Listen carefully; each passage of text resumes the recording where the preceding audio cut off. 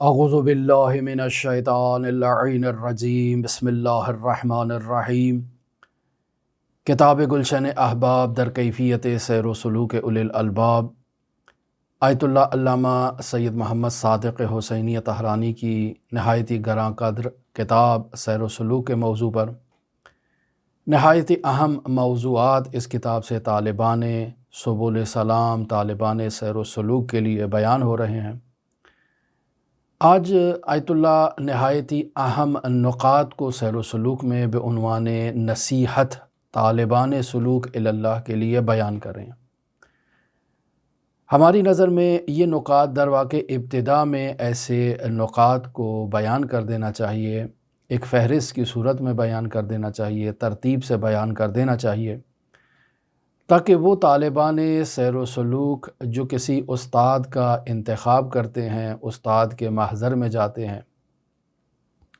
انہیں ان نکات کا آغاز ہی میں علم ہو جائے اور وہ ان نکات کی آغاز ہی سے رعایت کرنا شروع کر دیں،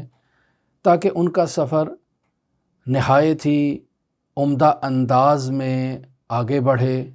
اور وہ افراد جو ان نکات کی رعایت نہیں کرتے ہیں ان سے آغاز ہی میں مفارقت اختیار کر لی جائے۔ چونکہ در واقع یہ نکات ایسے گراں قدر نکات ہیں، ایسے اہم نکات ہیں سیر و سلوک میں کہ اگر ایک شاگرد ان نکات پر عمل نہیں کرتا، ان نکات پر توجہ نہیں کرتا، تو در حقیقت وہ اپنا بھی وقت سیر و سلوک میں ضائع کر رہا ہے اور استاد کا وقت بھی ضائع کر رہا ہے۔ لہٰذا ایسے افراد جو اس کٹھن وادی میں قدم رکھنے کے قابل نہ ہوں، ان سے جدائی اختیار کر لینا ہی مفید ہوتا ہے۔ لہٰذا آیت اللہ طہرانی بیان کر رہے ہیں کہ طالبان سیر و سلوک کو یہ چاہیے کہ وہ اس تمام سفر میں آغاز سے لے کر انتہا تک اپنے گریبان میں جھانک کر دیکھیں، دوسروں کے عیب تلاش کرنے کی کوشش نہ کریں، سب سے پہلے اپنے گریبان میں جھانک کر دیکھیں، اپنی طرف متوجہ ہوں، اپنے کام سے کام رکھیں۔ فلاں فلاں فلاں جو ان کا دوست ہے، ان کا ہمسایہ ہے، ان کا عزیز ہے، ان کے معاملات میں گھسنا ایک طالب سیر و سلوک کے لیے مناسب نہیں ہے۔ فلاں شخص کیا کر رہا ہے، فلاں شخص کہاں جا رہا ہے، کیا اس نے کہہ دیا ہے، فلاں دوست میں کیا عیب پایا جاتا ہے، فلاں شخص کیا کام کر رہا ہے، وغیرہ وغیرہ، ان تمام معاملات سے ایک طالب سیر و سلوک کو اعراض کرنا چاہیے، دوری اختیار کرنی چاہیے۔ حضرت سید الاوصیاء امیر المؤمنین علی ابن ابی طالب نہج البلاغہ خطبہ نمبر 176 ہے، اور صفحہ نمبر 255 پر حضرت سید الاوصیاء فرماتے ہیں: طوبی لمن شغلہ عیب، خوش نصیب ہے وہ شخص، مبارک ہو اس شخص کے لیے کہ جس کے عیب نے اسے اپنے اندر الجھا کر رکھا ہے اور وہ اپنے عیب میں مصروف ہے، عن عیوب الناس، لوگوں کے عیوب سے اس نے چشم پوشی کر لی ہے، اس قدر وہ اپنے عیب میں الجھ گیا ہے، اپنے عیب میں مصروف ہو چکا ہے، اور اس عیب کو جڑ سے ختم کرنے اور اس کا قلع قمع کرنے میں وہ مصروف ہے کہ اسے اس بات کی طرف توجہ ہی نہیں ہے کہ لوگ کیا کر رہے ہیں، لوگ کیا کہہ رہے ہیں، لوگ کہاں جا رہے ہیں، کیا کھا رہے ہیں، کیا پہن رہے ہیں، کیا پی رہے ہیں، ان کو ان سے کوئی غرض ہی نہیں ہے۔ وہ خود میں اس قدر مصروف ہے کہ اس کی توجہ خود سے ہٹتی ہی نہیں ہے کہ وہ کسی دوسرے کے اندر جو ہے وہ اپنے آپ کو مصروف رکھے اور دوسروں کے عیب کو تلاش کرنے کی کوشش کرے، اس کا دوسروں سے کوئی سروکار نہیں ہوتا ہے۔ آیت اللہ فرما رہے ہیں کہ جو انسان خود سر سے پیر تک عیب ہے، وہ دوسروں کے عیب کیسے تلاش کر سکتا ہے؟ ہم خود سراپا عیب ہیں، سر سے پیر تک ہمارا وجود عیب پر مشتمل ہے۔ انواع و اقسام کی بیماریاں ہمارے وجود میں ہیں، یہ بیماریاں جسمانی بیماریاں نہیں ہیں اور روحانی بیماریاں ہیں۔ انواع و اقسام کے عیوب ہمارے وجود میں جب موجود ہیں تو ہم کیوں کسی دوسرے کے لیے منکر و نکیر کا کردار ادا کریں، دوسروں سے پوچھ گچھ کریں، دوسروں کے بارے میں سوال کریں، دوسروں کی زندگی میں جھانک کر دیکھیں کہ وہ کیا کر رہا ہے، کیا نہیں کر رہا ہے، اس میں عیب پایا جاتا تھا، عیب پایا جاتا ہے یا عیب پایا جاتا نہیں ہے۔ ہم خود جب ایک طالب علم تھے تو کیا ہم کامل تھے؟ نہیں، سر سے پیر تک ہم ایک عیب میں جو ہے وہ زندگی بسر کر رہے ہیں، ہمیں دوسروں سے کیا؟ تو یہ نصیحت جو علامہ طحرانی فرما رہے ہیں یہ طالبان سبل السلام کے لیے ہے، طالبان سیر و سلوک کے لیے ہے، خود استاد کے لیے نہیں ہے۔ یعنی وہ افراد جو استاد کی کلاس میں آتے ہیں، استاد کے درس میں آتے ہیں، انہیں خود کے کام سے کام رکھنا چاہیے۔ استاد کا وظیفہ اس نصیحت کے اندر بیان نہیں ہوا ہے۔ دوسری نصیحت جو علامہ طحرانی بیان فرما رہے ہیں کہ بالفرض اگر یہ مان لیا جائے کہ آپ کے ساتھ جو درس پڑھ رہا ہے لڑکا، اس میں عیب پایا جاتا ہے، اس مولوی صاحب میں، اس مولانا صاحب میں، اس طالب علم میں، اس طالب سیر و سلوک میں، چاہے عام ہے چاہے خاص ہے، اس میں عیب پایا جاتا ہے، تو اگر میں دوسروں کے عیب میں مصروف ہو جاؤں تو اس کا مطلب ہے خود کے عیب سے غافل ہو جاؤں۔ میں تصور کرنا شروع کر دوں گا کہ میں ایک علوی موجود ہوں، ہر عیب سے پاک و منزہ، طاہر و مطہر موجود ہوں، لہٰذا ہرگز میں اپنے عیب میں متوجہ نہیں ہوں گا اس کی طرف، اور اس عیب کی اصلاح کرنے کی کوشش نہیں کروں گا، اپنے استاد کے پاس نہیں جاؤں گا اور اپنے استاد سے اس عیب کے رفع کرنے کے لیے میں رہنمائی حاصل نہیں کروں گا۔ کیوں؟ چونکہ میں موجود علوی ہوں، مجھے کیا عیب بھلا میرے نزدیک آ سکتا ہے؟ نہیں، ہرگز نہیں، ہرگز ایسا نہیں ہے کہ انسان ایسی جو ہے وہ افکار کو اپنے ذہن میں لے کر آئے کہ وہ موجود علوی ہے، ہرگز ایسا نہیں ہے۔ وہ انسان جو خود سراپا عیب ہے، وہ دوسروں کے عیب میں اگر مبتلا ہو جائے، ان کے بارے میں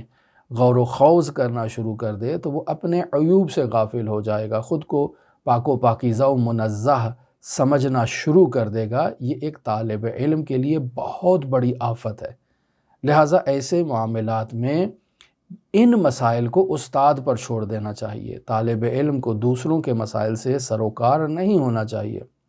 حضرت امام زین العابدین سے کیا خوبصورت روایت مرحوم دیلمی نے ارشاد القلوب جلد نمبر 1 ہے، صفحہ نمبر 183 پر اس روایت کو نقل کیا ہے کہ کفا مل بالمرء عیبا،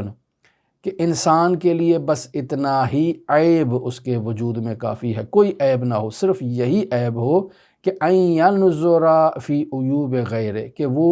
تانک جھانک کرے اور دوسروں کے عیب کی طرف توجہ کرے، وَيَعْمَى عَنْ عُيُوبِ نَفْسِ، اور اپنے عیوب سے اندھا ہو جائے، اپنے عیوب کے بارے میں غفلت اختیار کرے،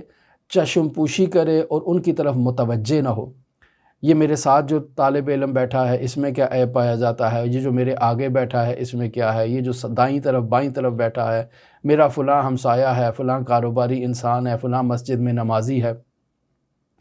اگر انسان دوسروں کے عیوب تلاش کرنا شروع کر دے تو انسان اپنے عیوب سے غافل ہو جاتا ہے۔ لہذا مرحوم علامہ حسینی طحرانی جب بھی اپنے شاگردوں کے پاس درس میں جب شاگرد آتے تھے تو انہیں یہ نصیحت کیا کرتے تھے کہ بیٹا جب آپ حرم مطہر زیارت کے لیے جاتے ہو تو اس بات کی طرف توجہ ہو کہ آپ کی آنکھیں، آپ کا دھیان، آپ کی توجہ دائیں طرف بائیں طرف جو موجود دکانیں ہیں ان دکانوں پر نہیں ہونی چاہیے۔ کیوں نہیں ہونی چاہیے؟ اس کی وجہ یہ ہے کہ اگر آپ حرم مطہر جا رہے ہو، کہیں بھی مسجد جا رہے ہو، کہیں بھی جا رہے ہو، اور آپ کی توجہ معاشرے میں موجود دوسری چیزوں پر ہے، یہ انسان کیا کر رہے ہیں، یہ دکان پر کیا ہو رہا ہے، کون سی اجناس پڑی ہیں، کون سی اجناس نہیں پڑی ہیں، تو یہ تمام موجودات جو انسان کی آنکھوں کے ذریعے سے، چونکہ ہم پہلے بارہا تفصیل سے اس موضوع پر گفتگو کر چکے ہیں کہ انسان کی آنکھیں انسان کے قلب کا دریچہ ہیں، انسان کے کان اس کے قلب کا دریچہ ہیں، لہٰذا جو انسان سنتا ہے وہ ڈائریکٹ انسان کی روح پر اثر انداز ہوتا ہے، جو انسان مشاہدہ کرتا ہے وہ ڈائریکٹ انسان کی روح پر اثر انداز ہوتا ہے۔ لہٰذا اگر انسان اپنی توجہ دکانوں میں موجود اجناس پر، رفت و آمد کرنے والے انسانوں پر اگر انسان کی توجہ دوسری چیزوں پر ہوگی تو وہ دوسری چیزیں انسان کے وجود سے توجہ اور حضور قلب کا خاتمہ کر دیں گی۔ انسان نے امام معصوم کی زیارت کے لیے جانا تھا، انسان کا وظیفہ تھا کہ امام معصوم سے رابطہ برقرار کرے، ایک معنوی ملکوتی رابطہ برقرار کرے، ایک ایسا رابطہ برقرار کرے کہ وہ امام کے حضور کو جو ہے وہ لمس کرے، امام کے حضور کو محسوس کرے، امام سے ہم کلام ہو، امام کی توجہات اس انسان زائر پر ہوں۔ لیکن یہ انسان زائر جو حرم جا رہا ہے، اسے دوسری چیزوں نے راستے میں ہی اغوا کر لیا ہے، اس کی آنکھوں کے ذریعے سے، اس کے کان کے ذریعے سے۔ لہٰذا ہر نگاہ انسان کو ایک دوسرے عالم کی طرف لے جاتی ہے اور اپنے اندر مصروف کر دیتی ہے۔ فلاں دکان میں دیکھنا شروع کر دے، فلاں جنس کو دیکھنا شروع کر دے، یہ انسان کی دید انسان کو ایک دوسرے عالم میں مصروف کر دے گی، الجھا دے گی۔ لہٰذا انسان کو دوسری اجناس کو، دوسرے افراد کو، دوسری موجودات کو دیکھنے کی بجائے انسان کی توجہ خود اپنے وجود کے اندر ہونی چاہیے۔ انسان کو خود پر توجہ کرنی چاہیے کہ وہ کہاں جا رہا ہے، کس ہستی کی بارگاہ میں جا رہا ہے اور کیا کرنے جا رہا ہے، کن عیوب کا مجموعہ بن کر جا رہا ہے اور اسے کیا چاہیے، کن عیبوں سے اسے گلو خلاصی چاہیے، اسے اپنے وجود کو، جو سنگین وجود ہے، جو وزنی وجود ہے، گناہوں کا وزن اور گناہوں کا بوجھ اس کے وجود پر ہے، اسے امام معصوم کی ملکوتی بارگاہ میں جا کر ان عیوب کو خالی کرنا ہے اور اپنے وجود کو ہلکا کرنا ہے۔ لیکن یہ امام معصوم کی بارگاہ میں جا رہا ہے، لیکن اپنے وجود کو ہلکا کرنے کی بجائے اس وجود کو مزید سے مزید سنگین تر اور مزید سے مزید اس پر بوجھ ڈالتا جا رہا ہے۔ خود کو نفس کے بھنور سے انسان کو باہر نکال کر امام معصوم کی بارگاہ میں حاضر ہونا ہے، اور یہ انسان ہے کہ حرم مطہر جاتے ہوئے خود کو مزید بھنوروں میں الجھا رہا ہے۔ ایک بھنور سے نکلے گا تو دوسرے میں جا گرے گا، دوسرے سے نکلے گا تو تیسرے میں جا گرے گا، یہ انسان دھنستا ہی چلا جائے گا اور یہ جو موجودات ہیں یہ اسے اپنے اندر کھینچتی چلی جائیں گی۔ اب جب انسان اپنے نفس سے آزاد نہیں ہوا تو موت کے بعد انسان کو اپنے وجود کو اپنے نفس کے بھنور سے باہر نکالنا ہے۔ اور اگر انسان اس دنیا میں اپنے آپ کو، اپنے نفس کو بھنور سے نہیں نکال سکا تو یہاں تو ہماری زندگی 60 سال تھی، لیکن وہاں ہر دن کے بدلے 1000 سال ہمیں قیام کرنا ہوگا اور اپنے نفس کو اس بھنوروں سے آزاد کرنا ہوگا۔ وَإِنَّ یومن عند ربک کألف سنۃ مما تعدون، یہ تفصیلی گفتگو ہو چکی ہے کہ اس دنیا کا ایک دن اس عالم مثال کا اور اللہ کی بارگاہ کا ایک دن اس دنیا کا وہاں 1000 سال کے مساوی ہے۔ ہم یہاں جو دن شمار کرتے ہیں نا، ایک دن گزر گیا، 2 دن گزر گئے، 30 دن گزر گئے تو مہینہ ہو گیا، 12 مہینے گزر گئے تو سال ہو گیا۔ یہ جو ہم یہاں اس دنیا میں محاسبہ کرتے ہیں ایام کا، سالوں کا، صدیوں کا، تو یہ جو محاسبہ ہم یہاں اعداد و شمار کرتے ہیں وہاں اس عالم میں ہوگا اسی طرح سے ہی، دن ہوں گے، مہینے ہوں گے، سال ہوں گے، وہاں بھی یہی چیزیں ہیں، لیکن وہاں کا ایک دن یہاں کے 1000 سال کے برابر ہے۔ اب آپ انسان تصور کریں کہ یہ انسان جو 60 سال میں، 50 سال میں خود کو نفس کے بھنور سے آزاد نہیں کرا سکا، وہ وہاں کتنا متوقف ہوگا اس عالم مثال میں اپنے وجود کو ان بھنوروں سے آزاد کرنے کے لیے۔ لہٰذا اس وقت تو انسان اس دنیا سے نکل چکا ہے، اس دنیا میں واپس نہیں لوٹ سکتا ہے۔ اب جب واپس نہیں لوٹ سکتا تو پھر یہ انسان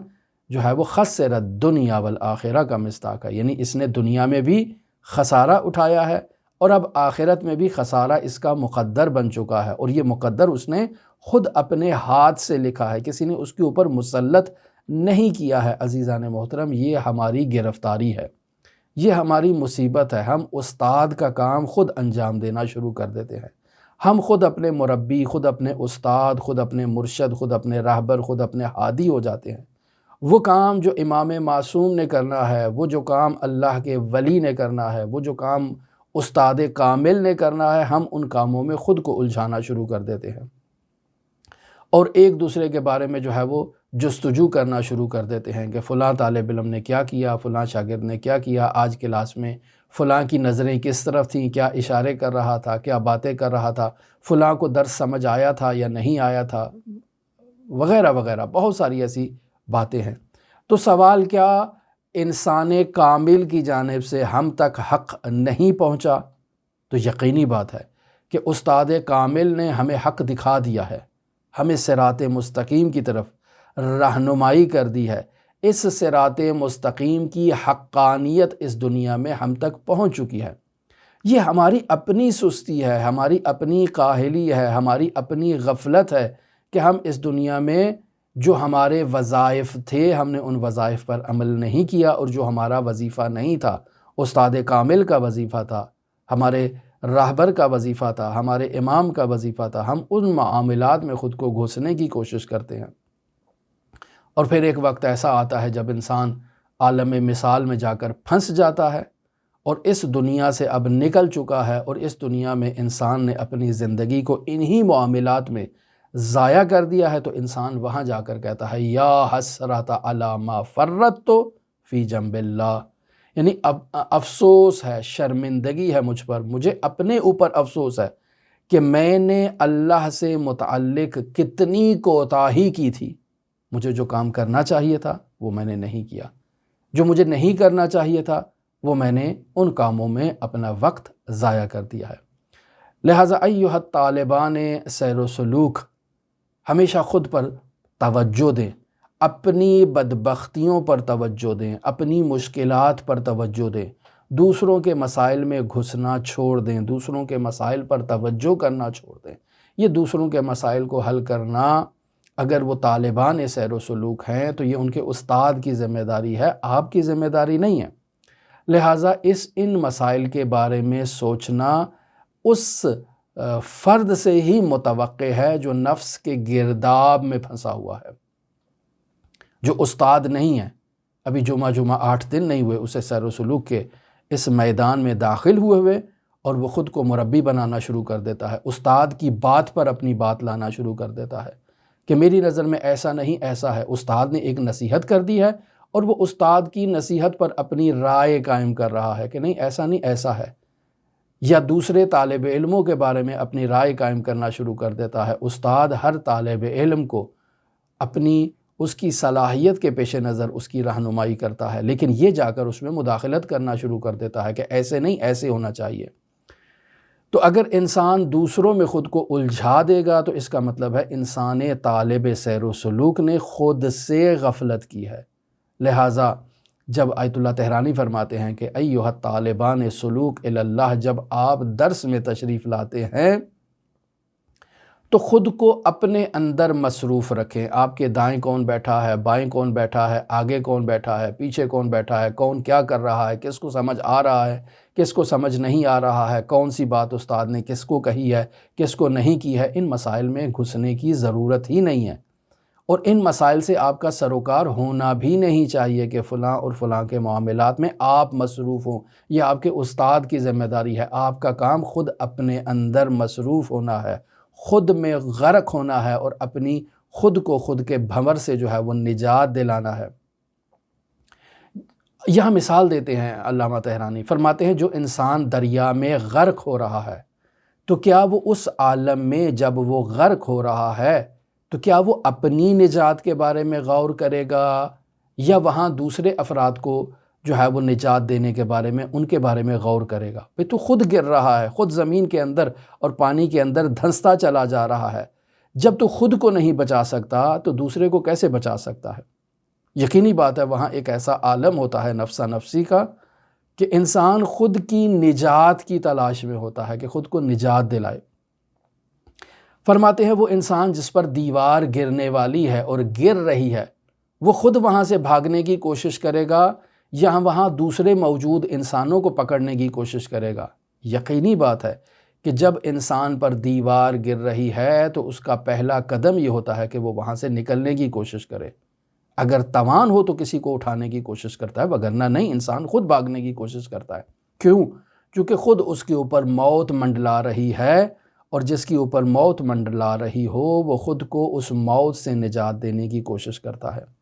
تو یہ در واقع ایسا ہی ہے کہ وہ شخص جو طالب سلوک اللہ ہے،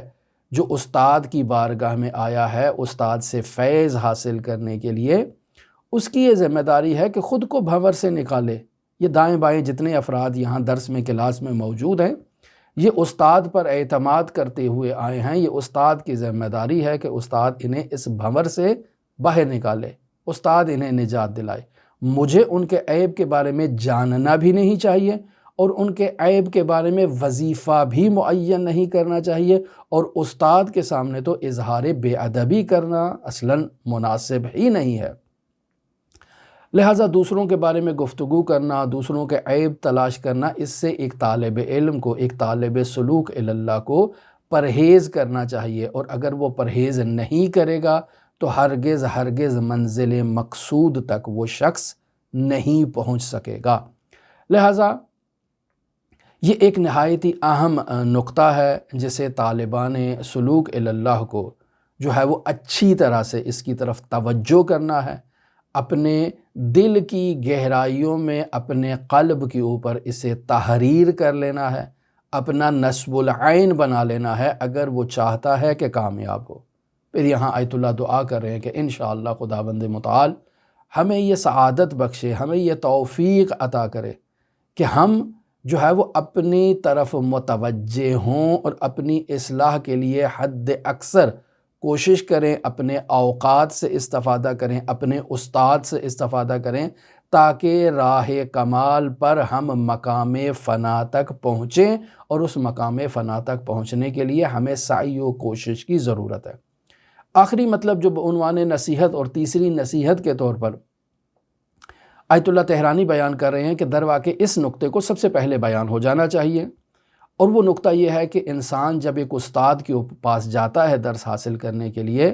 تو اس انسان کو اولاً استاد پر اعتماد ہونا چاہیے، اور اگر استاد پر اعتماد نہیں ہے تو یہ ہرگز کامیابی کی جو ہے وہ سیڑھی پر سوار ہو ہی نہیں سکتا، چونکہ اس نے پہلا قدم ہی جو ہے وہ درست نہیں رکھا ہے۔ جس استاد کا انتخاب کیا ہے اس استاد پر اسے اعتماد ہی نہیں ہے۔ وہ استاد جو عامل ہے،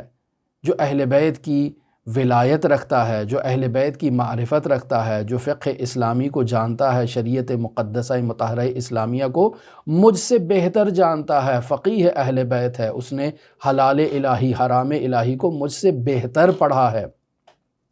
اور صرف پڑھا نہیں ہے بلکہ ان پر عمل کیا ہے، اور صرف عمل نہیں کیا ہے، اب وہ مقام ولایت اہل بیت کی ایک ادنا سی تجلی اختیار کر چکا ہے اور صاحب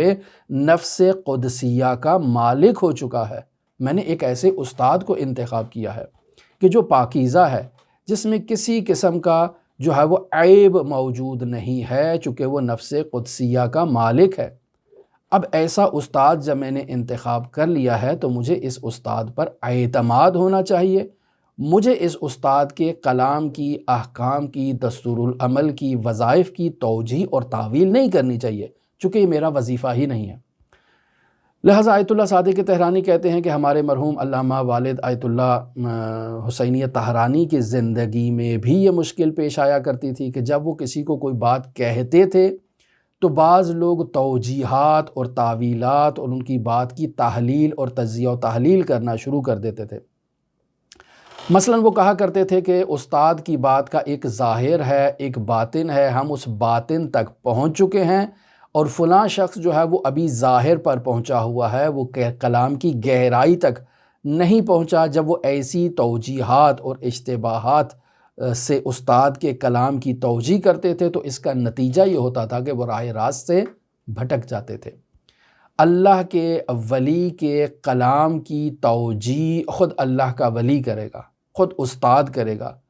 ہمیں یہ کہنا کہ استاد کے کلام میں دو پہلو ہیں، ایک ظاہری پہلو ہے، ایک باطنی پہلو ہے، ہم استاد کے کلام کے باطن تک پہنچے ہیں، حقیقت تک پہنچے ہیں، باقی افراد نہیں پہنچے ہیں، لہٰذا ہم اس ظاہری حکم پر عمل نہیں کرتے، ہم اس باطنی حکم پر عمل کرتے ہیں۔ یہ سب شیطانی وساوس ہیں۔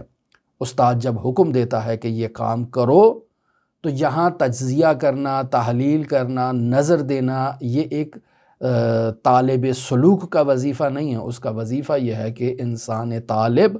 اپنے استاد، اپنے مربی کی بات پر عمل کرے،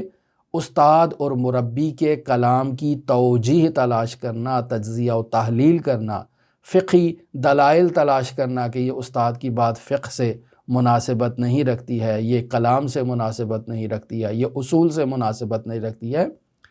یہ اب یہاں یہ وہ مرحلہ نہیں ہے، یہ مرحلہ پہلے کا تھا جب آپ نے استاد کو انتخاب کرنا تھا۔ وہاں آپ نے ایک فقیہ اہل بیت کو انتخاب کیا ہے، وہاں آپ نے ایک عارف کو انتخاب کیا ہے، وہاں آپ نے ایک مفسر کو انتخاب کیا ہے، وہاں آپ نے ایک رجالی کو انتخاب کیا ہے، وہاں آپ نے ایک ایسے استاد کو انتخاب کیا ہے جو ان تمام مسائل میں دائرۃ المعارف ہے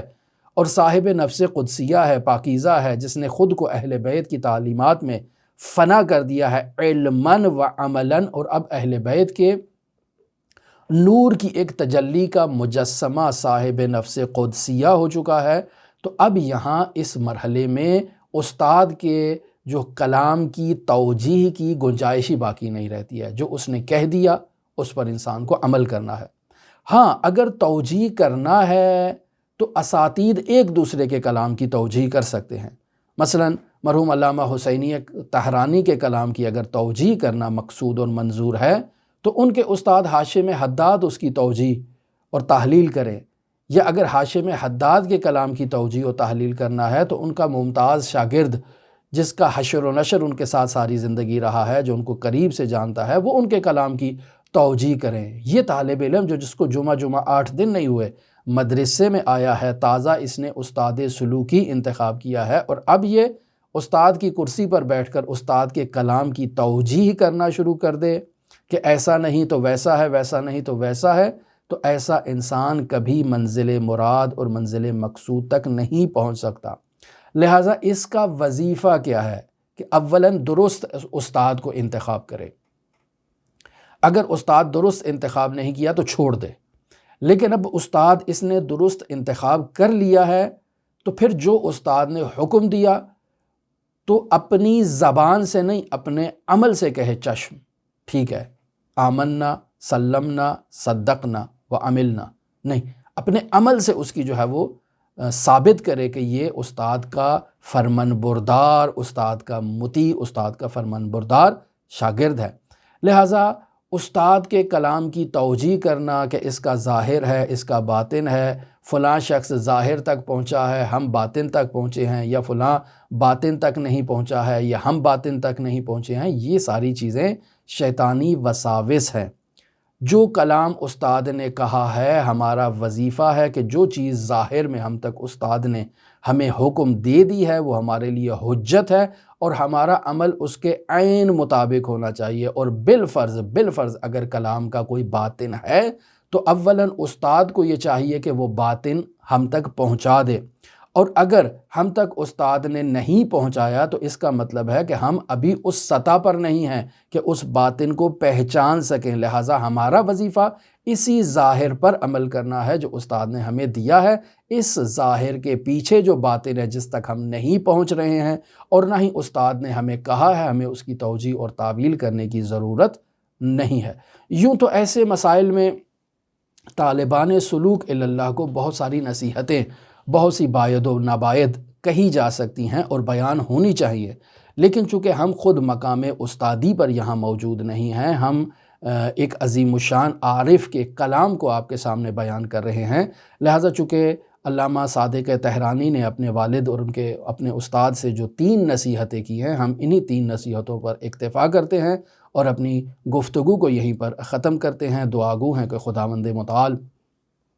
سلوک اللہ کے اس سفر میں ہماری رہنمائی فرمائے، ہماری مدد فرمائے، اور ہمیں اپنے استاد کی ہدایات پر عمل کرنے کی توفیق عطا فرمائے۔ دعا گو ہیں خداوند متعال منجی عالم بشریت حضرت صاحب العصر، صاحب الامر، صاحب الزمان کے ظہور میں تعجیل فرمائے اور ہمیں حضرت کے اصحاب و آبان و انصار کی فہرست میں شمار فرمائے۔ اللہم صلی علی محمد و آل محمد وعجل فرج قائم آل محمد۔